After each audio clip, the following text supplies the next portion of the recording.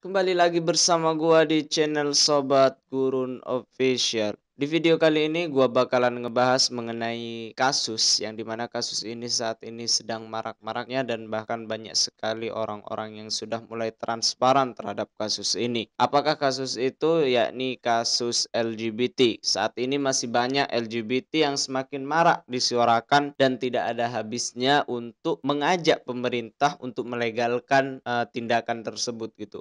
Bahkan kemarin sempat ada channel YouTube yang mengundang pelaku LGBT tersebut, akan tetapi udah di-take down oleh pihak YouTube-nya karena tidak sesuai dengan norma yang ada di negara kita. Kenapa negara kita harus LGBT? Pertanyaan gua. Karena menurut gua negara kita ini adalah negara yang religius gitu, boy. Yang segala ketetapan hukumnya itu diatur oleh semua agama gitu.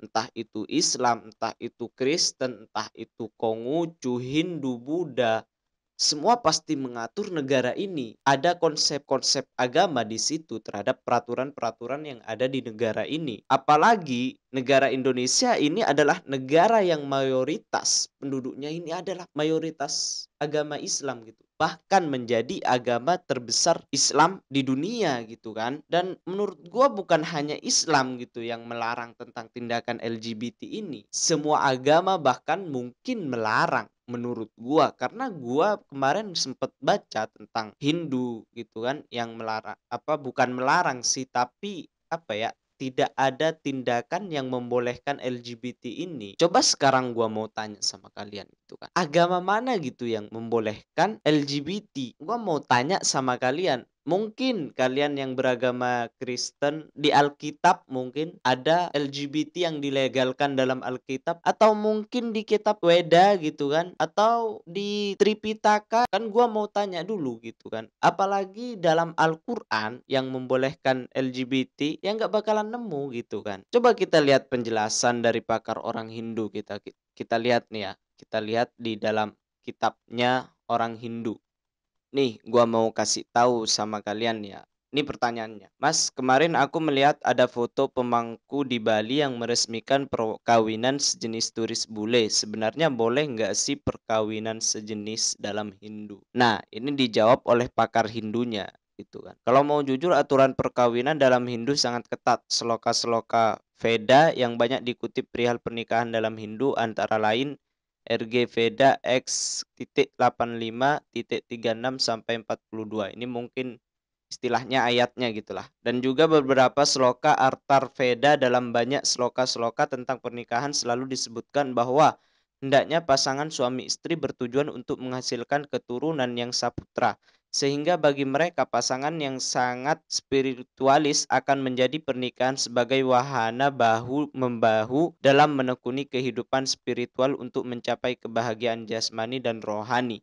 Kebahagiaan rohani saja dilakukan dengan berbagai sadana spiritual. Lalu bagaimana dengan kebahagiaan jasmani? Apakah dengan kepuasan seks?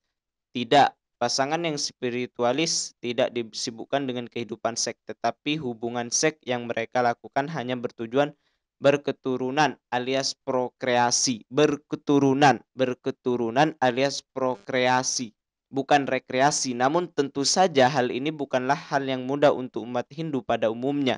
Mungkin praktek seperti ini hanya dapat dilakukan oleh mereka yang benar-benar memiliki kualifikasi karakter Brahmana. Jadi dengan demikian, jika pernikahan memiliki tujuan utama untuk menghasilkan keturunan, maka dengan kata lain lesbian, gay, biseksual, dan transgender atau LGBT yang hanya bertujuan untuk kepuasan seksual tidak dibenarkan dalam Hindu. Tidak dibenarkan. Tidak ada pembenaran pernikahan sesama jenis dapat dilangsungkan. Namun demikian perlu kita sadari bahwasannya Hindu juga tidak membenarkan tindakan kekerasan bagi para pelaku LGBT. LGBT merupakan fenomena real alamiah yang bahkan sudah terjadi ribuan tahun lalu, sebagaimana dikisahkan dalam Mahabharata melalui tokoh Sikandi, seorang yang kemayu yang menjadi penyebab kematian Bhisma. Dalam kehidupan binatang juga dapat kita temukan fenomena LGBT yang kerap terjadi. Oke, dari sini udah jelas bahwasanya Hindu melarang hubungan LGBT. Karena apa? Karena hubungan yang sebenarnya itu adalah hubungan yang bisa menghasilkan keturunan. Nah, pertanyaannya adalah apakah penyuka sesama jenis ini menghasilkan keturunan? Enggak kan? Jadi intinya adalah pernikahan itu adalah bertujuan untuk menghasilkan keturunan dan di Hindu itu dijelaskan bahwasanya untuk menghasilkan keturunan ini kita perlu menikah dengan selain jenis dari kita, misalkan cowok ya sama cewek kodratnya gitu. Tidak ada yang namanya cowok nikah sama cowok untuk menghasilkan keturunan, nggak ada. Itu namanya. Jancuk. Sekarang kita coba ke Buddha. Ini adalah ketua umum para sada Buddha yang ngomong sendiri. Gua bukan sembarang orang yang ngomong. Nih, gua bacain ya.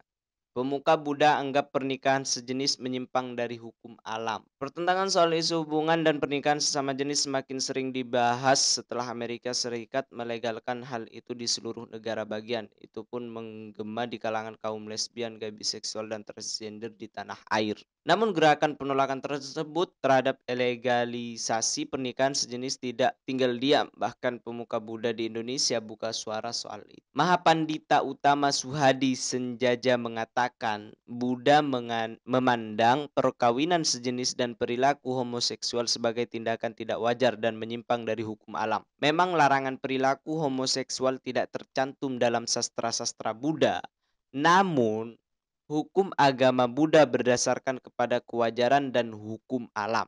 Menurut beliau mengatakan bahwasanya Buddha memang tidak mengatur secara tegas tentang adanya LGBT. Akan tetapi Buddha itu berdasarkan pada kewajaran dan hukum alam. Nah, kita lanjutkan. Suhadi yang juga ketua umum para Siddha Buddha Dharma Nichiren Sosu menyatakan segala perilaku yang dilakukan di luar kewajaran bertentangan dengan ajaran Buddha.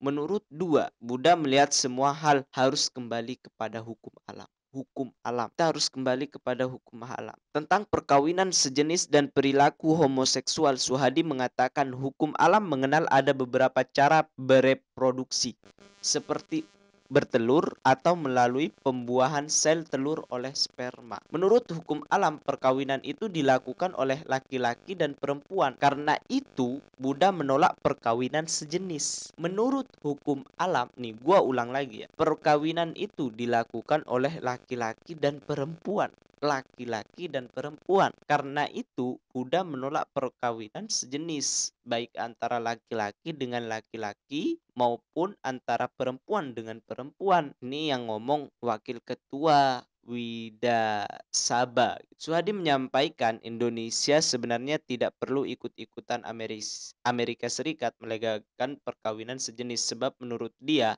hal itu tidak sesuai dengan norma-norma yang dianut negeri ini. Udah jelas gitu boy. Buddha melarang. Buddha tuh menganut tentang hukum alam. Memang di dalam kitab Buddha Tripitaka tidak menjelaskan secara ketat tentang LGBT. Akan tetapi yang dianut oleh Buddha sendiri itu adalah hukum alam. Hukum alam tidak ada yang namanya membuahi sperma sama sperma, nggak ada gitu. Apalagi ovum sama ovum, nggak ada. Jadi sperma ya sama sel telur buat dibuahi. Jadi cowok ya sama cewek, nggak ada namanya cowok sama cowok. Itu udah tindakan yang sangat jelas-jelas secara agama udah di luar batas gitu kan. Udah di luar batas. Kalau misalkan lu agama Buddha, lu ngebolehin tentang LGBT ini, lu belajar lagi deh.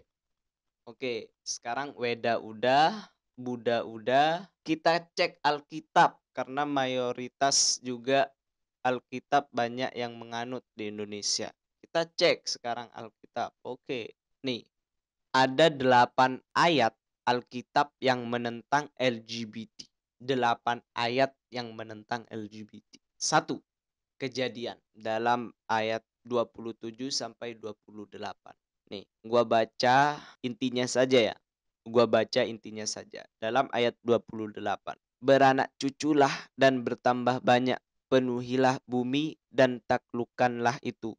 Berkuasalah atas ikan-ikan di laut dan burung-burung di udara dan atas segala binatang yang merayap di bumi. Nah, dari sinilah kita udah dapat pelajaran. Beranak cuculah dan bertambah banyak. Udah jelas bertambah keturunan. Sekarang kalau misalkan sesama jenis bagaimana lu buat keturunan? Pertanyaannya itu, pertama. Nah, nih, gua dapat. Janganlah engkau tidur dengan laki-laki secara orang bersetubuh dengan perempuan karena itu suatu kekejian. Nih. Imamat 18:22 mengatakan bahwasanya janganlah engkau tidur dengan laki-laki secara bersetubuh dengan perempuan. Maksudnya adalah lu tidur sesama lelaki yang dimana tidurnya itu kayak dengan orang perempuan. Jadi berhubungan gitu istilahnya ya. Karena itu suatu kekejian. Nah, udah jelas, Boy. Udah jelas. Sekarang mau ngapain lagi lu? Yang oke lah, lu agama Kristen, lu bukan Islam, lu bukan Hindu, lu bukan Buddha, oke lah, lu Kristen gitulah. Sekarang gua tanya, apakah di Kristen diperbolehkan? Udah jelas di dalam Imamat ayat 18:22, udah jelas, Boy. Mau ngomong apa lagi lu? Nggak ada yang namanya agama membolehkan LGBT. Kalau lu melakukan tindakan LGBT berarti lu nggak beragama, ada yang salah dalam otak lu gitu. Kalau misalkan lu beragama, lu bakalan paham, lu bakalan memahami tentang konteks beragama. Apa yang udah dilarang oleh agama ya lu tinggalin gitu. Gini boy. Dalam Islam itu, oke banyaklah orang-orang Islam yang melanggar atau melenceng dalam aturan Islam. Akan tetapi, ketika mereka menemukan hal yang baru dalam Islam, misalkan aturan-aturan yang baru diatur oleh Islam atau bisa disebut fikih kontemporer, mereka akan mempelajarinya. Misalkan mereka tahu mabuk-mabukan itu adalah sesuatu yang haram. Setelah melakukan itu, mereka pasti menyesal. Karena apa? Karena mereka tahu bahwasanya itu yang dilakuinnya adalah sebuah kesalahan. Yang jadi tanda tanya besar adalah seorang LGBT yang udah jelas dia melakukan penyimpangan, tetapi mereka tidak merasa dirinya melakukan kesalahan. Itu tanda tanya besar gitu, boy. Ngaku lu beragama, tapi lu melakukan tindakan yang di luar batas. Kan itu kan adalah tolol lu, tolol.